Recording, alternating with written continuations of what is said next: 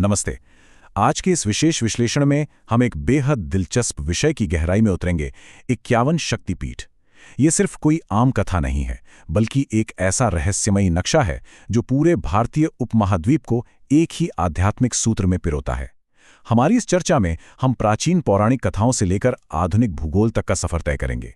हम समझेंगे कि कैसे एक देवी के अंशों ने इन पवित्र स्थलों का निर्माण किया और इतिहास की दिशा बदल दी। तो चलिए बिना किसी देरी के इस अद्भुत आध्यात्मिक संरचना को समझने की शुरुआत करते हैं। तो सीधे मुद्दे पर आते हैं। इस पूरी चर्चा का केंद्र बिंदु एक बहुत ही बड़ा सवाल है। आखिर एक अकेली पौराणिक त्रासदी ने दर्जनों ऐसे पवित्र स्थलों को कैसे जन्म दे दिया जो आज की आधुनिक अंतर्राष्ट्रीय सीमाओं को भी बिल्कुल नहीं मानते। ये अपने आप में हैरान करने वाली बात है कि कैसे एक प्राचीन घटना ने एक इतना विशाल आध्यात्मिक मानचित्र तैयार कर दिया जो आज भी करोड़ों लोगों की आस्था का केंद्र बना हुआ है। इस रहस्य को सुलझाने के लिए हमें समय में थोड़ा पीछे उस मूल कथा की ओर जाना होगा जहां से ये सब शुरू हुआ था। पुराणों के अनुसार इस कहानी की शुरुआत एक बहुत ही तनावपूर्ण स्थिति से होती है। देवी सती ने अपने पिता प्रजापति दक्ष की मर्जी के खिलाफ जाकर भगवान शिव से प्रेम विवाह किया था। इस बात का बदला लेने के लिए दक्ष ने एक विशाल यज्ञ का आयोजन किया। इस महायज्ञ में ब्रह्मा, विष्णु और इंद्र सहित सभी देवी देवताओं को बुलाया गया, लेकिन जानबूझकर शिव और सती को निमंत्रण नहीं दिया गया। सोचिए, एक पिता अपनी ही बेटी को ऐसे भव्य आयोजन में न बुलाए। जब सती को यह पता चला तो वह सीधे यज्ञ स्थल पर पहुंच गईं। लेकिन वहां जब दक्ष ने सबके सामने महादेव का घोर अपमान किया तो सती यह बर्दाश्त नहीं कर पाईं। गहरे दुख और विरोध में उन्होंने उसी यज्ञ के अग्निकुंड में कूदकर अपने प्राणों की आहुति दे दी। ये वो निर्णायक क्षण था जिसने ब्रह्मांड को हमेशा के लिए बदल दिया। अब जरा उस दृश्य की कल्पना कीजिए। जब भगवान शिव को सती के आत्मदाह के बारे में पता चला तो उनका दुख और क्रोध ऐसी सीमा पर था जिसकी कोई कल्पना भी नहीं कर सकता। एकदम हाहाकार मच गया। अत्यधिक क्रोध में आकर उन्होंने सबसे पहले दक्ष का सिर धड़ से अलग कर दिया। उसके बाद महादेव ने अपनी प्रिय सती के पार्थिव शरीर को अपनी गोद में उठा लिया। उस असीम लौकिक शोक में डूबे हुए शिव ने पृथ्वी पर घूमते हुए तांडव शुरू कर दिया। ये कोई साधारण नृत्य नहीं था। ये विनाश और क्रोध का वो विकराल रूप था जिसने संपूर्ण ब्रह्मांड को प्रलय के कगार पर ला खड़ा किया। पूरी सृष्टि ही खतरे में पड़ गई थी। ऐसे महाविनाश को रोकने और संपूर्ण विश्व को प्रलय से बचाने के लिए किसी न किसी को तो आगे आना ही था। यहीं पर भगवान विष्णु ने हस्तक्षेप किया। उन्होंने अपने अचूक और दिव्य अस्त्र सुदर्शन चक्र का उपयोग किया। शिव का मोह भंग करने और उनका तांडव रोकने के लिए विष्णु जी ने इस चक्र से सती के पार्थिव शरीर को कई टुकड़ों में विभाजित कर दिया। और पता है, वे टुकड़े कटकर पृथ्वी पर जहां जहां गिरे वही स्थान आगे चलकर हमारे पवित्र शक्तिपीठ कहलाए। वैसे यहाँ एक बहुत ही रोचक तथ्य सामने आता है। अगर प्राचीन ग्रंथों पर नजर डालें तो इन शक्तिपीठों की संख्या को लेकर अलग अलग बातें मिलती हैं। जैसे देवी भागवत में 108 स्थलों का जिक्र मिलता है, जबकि देवी गीता में ये संख्या 72 बताई गई है।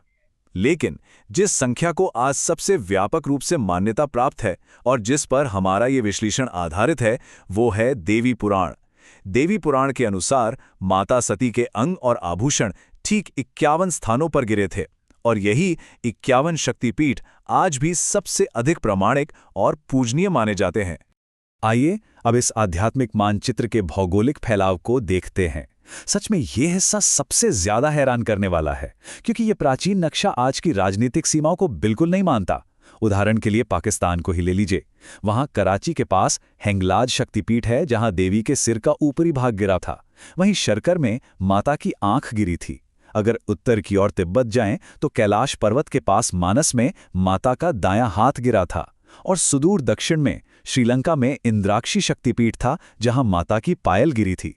हालांकि ऐतिहासिक स्रोतों के अनुसार श्रीलंका का यह मंदिर पुर्तगाली बमबारी में नष्ट हो चुका है, लेकिन इसका आध्यात्मिक महत्व आज भी बरकरार है। चलिए इस उपमहाद्वीप के नक्शे को थोड़ा और आगे बढ़ाते हैं, नेपाल और बांग्लादेश की तरफ। नेपाल के काठमांडू में पशुपतिनाथ के बिल्कुल पास गुहेश्वरी शक्तिपीठ है, जहां माता सती के दोनों घुटने गिरे थे। साथ ही गंडकी नदी के तट पर उनका मस्तक गिरा। अब अगर पड़ोसी देश बांग्लादेश की बात करें तो वहां भी कई प्रमुख पीठ मौजूद हैं। शिकारपुर में सुगंधा नदी के किनारे माता की नासिका यानी नाक गिरी थी। चट्टल में उनकी दाहिनी भुजा, करतोया घाट में बायां टखना और यशोरेश्वरी में बाईं हथेली गिरी थी। ये साफ दर्शाता है कि कैसे ये एक अकेली कथा पूरे दक्षिण एशिया को एक धागे में पिरो रही है। भारत के अलग अलग हिस्सों की बात करें तो ये स्पष्ट हो जाता है कि ये पवित्र स्थल कैसे पूरे देश में फैले हुए हैं। उत्तर में कश्मीर के बर्फीले पहाड़ों में स्थित अमरनाथ में देवी का गाल गिरा था। वहीं असम के गुवाहाटी में नीलांचल पर्वत पर बेहद प्रसिद्ध कामाख्या शक्तिपीठ है, जहां माता की योनि गिरी थी। इसे देश के सबसे प्रमुख सिद्ध पीठों में से एक माना जाता है। पश्चिम में देखें तो गुजरात के अंबाजी में उनका हृदय यानी दिल गिरा था और पंजाब के जालंधर में बायां वक्ष। एक तरह से ये पौराणिक शरीर रचना विज्ञान सीधे तौर पर भारत के वास्तविक और विविध भूगोल का हिस्सा बन गया है। और अब आते हैं पूर्वी भारत की ओर। ये क्षेत्र इसलिए बहुत खास है क्योंकि यहाँ खासकर पश्चिम बंगाल में शक्तिपीठों का एक अविश्वसनीय रूप से उच्च घनत्व देखने को मिलता है। कोलकाता के प्रसिद्ध कालीघाट में माता की अंगुलियां गिरी थीं। हुगली नदी के तट पर किरीट शक्तिपीठ है, जहां माता का मुकुट गिरा था। पड़ोसी राज्य उड़ीसा चले तो पुरी के पास उत्कल शक्तिपीठ में उनकी नाभि गिरी थी, जहां उन्हें देवी विमला के रूप में पूजा जाता है। और उत्तर पूर्व में त्रिपुरा सुंदरी शक्तिपीठ है, जहां माता का दाहिना पैर गिरा था। बंगाल और उसके आसपास इन स्थलों का इतना पास होना वहां की संस्कृति पर एक बहुत ही गहरा प्रभाव छोड़ता है।